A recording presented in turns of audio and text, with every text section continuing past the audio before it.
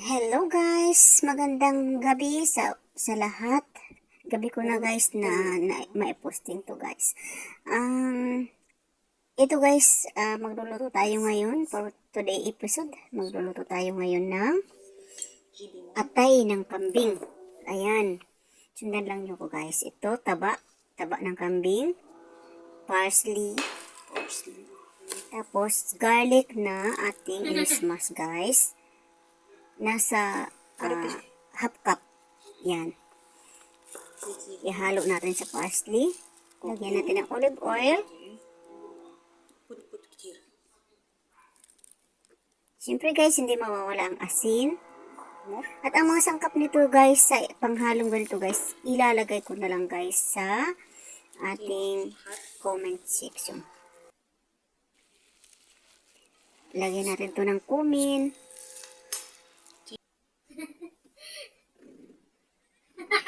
Tapos, lagyan natin ng sanover. Dapat ang sanover guys, marami ang ilalagay natin dito ay nasa 2 cups. Ayan.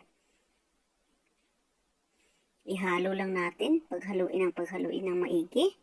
At ito guys ay papalaman natin sa loob ng ating atay na prepared ngayon. Ubalin mo daw. Ayan, lagyan natin ng cumin. Ayan. Parsley din.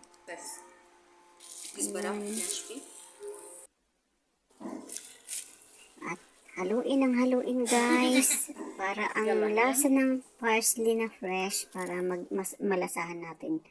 At ang parsley pala guys ay around 4 bulbs or 4 na bigkis. Yan. At ang ating atay guys ay hiwain natin sa loob. At dito natin ipapalaman ang ating parsley mixture. Pero kailangan guys, pag nagpalaman kayo guys, siksik para pag naluto, malalasahan ninyo at makakain natin ng sa loob. Kasi kung kaunti lang ilalagay natin, hindi natin malalasahan yan. Kasi siyempre kukupas yan pag nailagay na sa oven. Ayan guys. Yan. Lagyan natin ng fillings pero kailangan yung siksik. Ayan. Guys, may nakalimutan akong hindi sabihin sa iyo ng mga sangkap. Dito guys, isusulat ko na lang para sundan na lang ninyo. At maraming salamat pala sa mga nagtatangkilik sa aking channel. At sana sa comment section, ilagay nyo kung taga saan kayo guys. At pinapasalamatan ko kayo. Maraming salamat sa hindi sa akin pag-iwan sa akong channel. Ayan guys, pag napuno na yan guys, yan. Hindi natin yung tatahiin or ganyan lang. Tapos ilalagay natin sa isang Pyrex. Tapos guys, pag nalagay na to sa isang Pyrex guys, lalagyan siya natin ng tubig. Mineral water ang natin gagamitin. At kung wala warm water, pwede na rin. Basta yung pinakamalinis na tubig. Ayan. Lagyan natin sa Pyrex. At pag nalagay na yan lahat guys, saka natin siya lalagyan ng tubig. At olive oil. Yan.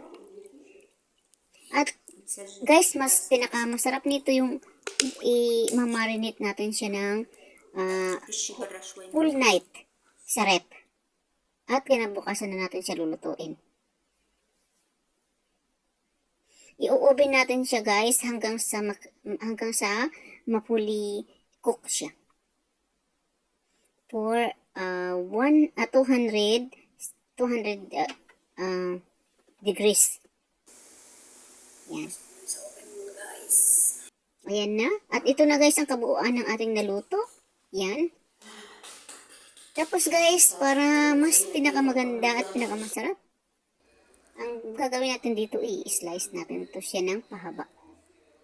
And ready to serve. Thank you for watching.